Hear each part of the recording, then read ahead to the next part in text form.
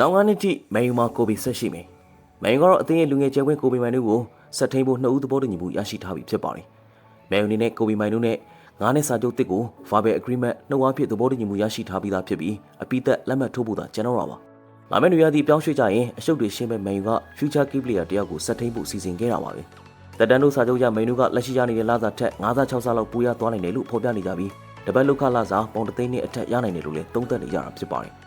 အကယ်ဒမီအတွက်ကစားသမားတွေရဲ့မန်နူးတယောက်သာလင်ရှိတော့တဲ့မန်ယူမှာမန်နူးကနောက်ထပ်အကယ်ဒမီအတွက်ကစားသမားတွေအတွက်ယုံကြည်မှုပြရုပ်တစ်ခုလိုလည်းဖြစ်လာနေတာပါ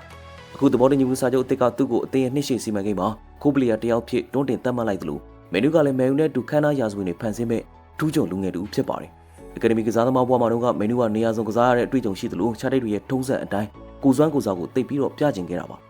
သူ့ရဲ့ခန္ဓာကိုယ်ဖွဲ့စည်းပုံအရလိုအပ်ချက်ရှိပေမဲ့မန်နူးကနေရာစုံကစားဖို့ထိတ်လန့်မနေခဲ့ပါဘူးခုနောက်ပိုင်းတဖြည်းဖြည်းနဲ့မှ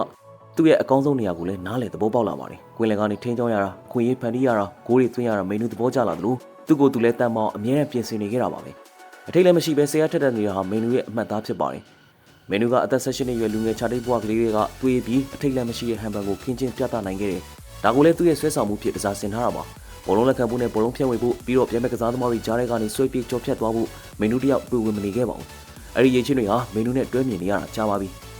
မန်ယူကလင်းမြန်တဲ့ခြေထောက်ယူရှာဖို့နဲ့ဟန်ချက်ညီမှုပေါင်းဆက်ပြီးကစားနိုင်တယ်။သူစီမှာလုံလောက်တဲ့အမြန်နှုန်းနဲ့ပိုင်ဆိုင်ထားတယ်။ပရီးမီးယားလိလိုရုပ်ပိုင်းဆိုင်ရာစိတ်ပိုင်းဆိုင်ရာတောင်းဆိုချက်မြန်မာပြီးခက်ခဲတဲ့ပြိုင်ပွဲမှာမန်ယူကအချိန်တိုအတွင်းအသားကျခဲ့တာပါပဲ။မန်ယူမှာနေရာလုံးမရှိရင်မကစားတတ်တဲ့ကစားသမားတွေများပါတယ်။မန်ယူကျတော့အဲ့လိုမဟုတ်ပါဘူး။ကျင်းတဲ့ချက်ထဲမှာလုံရဲကန်ရဲတယ်။ထိတ်လည်းမရှိကစားနိုင်တယ်။လူချင်းကြော်ဖြတ်မှုတွေကောင်းမွန်တယ်။လက်ရှိအချိန်မှာမန်ယူကကက်စမီရိုနဲ့အတူတွဲဖက်အစွမ်းပြနေသလို progressive pass progressive run တွေက